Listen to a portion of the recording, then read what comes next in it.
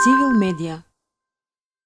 Ако земеме предвид дека Центар за граѓанска иницијатива работи веќе 22 години и направиме една споредба на ситуацијата со познавањето на граѓаните и нивното знаење за човековите права пред 20 години и ситуацијата сега, можеме да кажеме дека има едно подобрување, дека луѓето веќе се информирани за нивните човекови права. И тоа нормално е резултат на долгогодишна работа на целата држава и на граѓанскиот сектор. Меѓутоа, сепак во одредени сегменти и можам да ги кажам и новите генерации, некако како се уште да им недостасува она целокупно гледиште на животот низ перспективата на човековите права. Од таа причина ние ја следиме промената кај нашите целни групи, како оние кои што биле вклучени во нашите активности веќе знаат за човековите права, пробуваат да ги применуваат или да се ги бараат во различни ситуации, односно да пробуваат да се вклучат во процесите на донесување на одлуки на локално ниво. Меѓутоа, младите кои што сега почнуваат да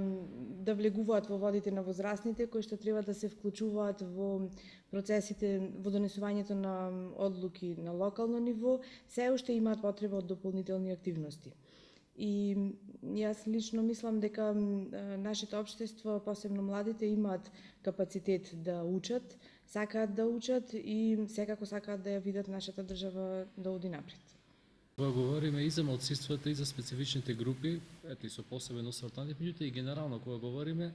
за таа партиципативност, мислам дека инклузивноста од секој аспект, од аспект на вклученост на маргинализираните специфичните групи од страна на општеството како општество, значи заедницата, локалната самоуправа, државните институции, невладините сектори, интелектуалците, сите ние имаме обврска да работиме на процес на инклузивност во секој аспект. Она што мислам дека години назад го правиме е формално вклучување, формално поставување на луѓе на позиции само заради прикажување на бројка и мислам дека крајно време сега, особено со овие процеси кога веќе ни се откочуваат и главните насоки кон членство во Европска Унија, да на некој начин разбереме дека сето тоа треба да биде суштина, а не форма или проформа. Токму тој аспект мислам дека невладиниот сектор има улогата покрај вклученост на овие маргинализирани специфични групи да врши притисок секој во својот домен, во својата заедница, во својата локална самоуправа, до националните институции, министерствата, како нив ги притиснало да самите свеста ја подигнат пред се државата како држава, значи државните службеници, министри, градоначалници, советници, ја подигнат свеста и да тој процес тече по еден природен тек. Кога ќе ги поставиме така работите, после тоа никогаш повеќе нема да се навратиме, но нема да разговараме за работи за кои што навистина некогаш е смешно да разговараме после 25 години практицирање на демократија. Република Северна Македонија помина низ еден тежок период последните 2-13 години. Живееше во една прилично хибридна ситуација, во една, би рекол, замислена демократија или подобро да речам еден режимски систем кој што наметна сосема чуден тип на практикување на демократијата во наводници.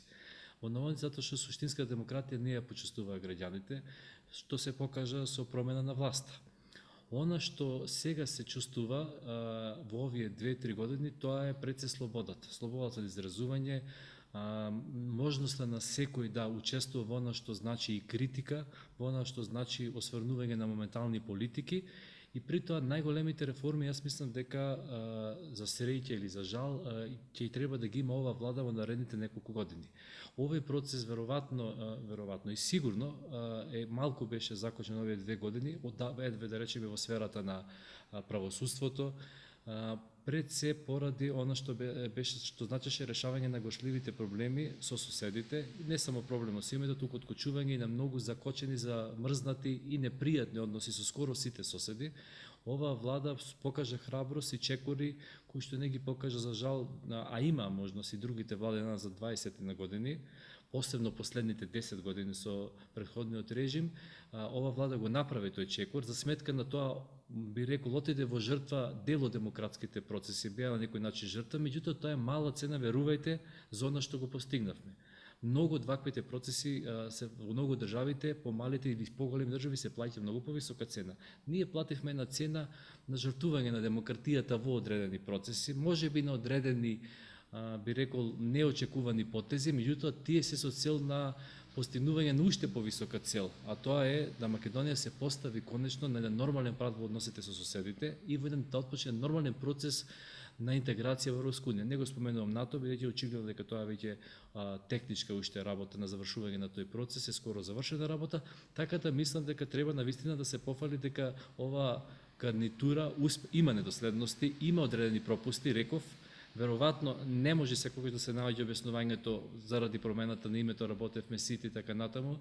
со цел да направиме подобро место за живење за сите во наредните децении и векови, меѓутоа мора на некој начин да се разбере дека тоа бара огромна енергија, огромен ангажман, ви одзема енергија за други работи, можеби некои од работите можеше и паралелно да се одвиваат, меѓутоа го разбираме целиот овој процес, верувам дека и граѓаните го разбираат, сега она што следи, тоа е да зацртаните реформи кои што беа предвидени, кои што беа најавени, сега треба да се случат. Она што главното беше и најтешкото, го направи според мене идеално, онака како што требаше да се направи, како што мислам дека никој друг не можеше да го направи, ги постави работите, посебно во решавањето на спорот со името со Грција, и сега следи она што е можеби навидум лесно, меѓутоа ќе биде тешко, тоа е суштинско менување на она што значи демократски вредности, чувство за демократија, да едноставно работите течат спонтано, а не како што реков претходното прашање да бидат само проформа поставени заради интегрирање во Европска унија. Ние суштински треба да ги менуваме работите, за жал наназад не сме го правеле тоа, многу често заради политизација, односно партизација на системот, во името на демократијата целосно сме го партизирале, односно нас не го партизирале, некои од нас тоа го прифателе и лежерно го живееле, некои се бунтувале со право, меѓутоа сега е време кога граѓаните бараат многу брзо да се случи тоа и мислам дека ако тоа се направи во следните 6 би рекол години, 2 години и повторно 4,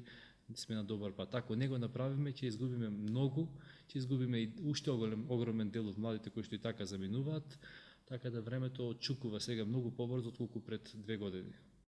Цивил медија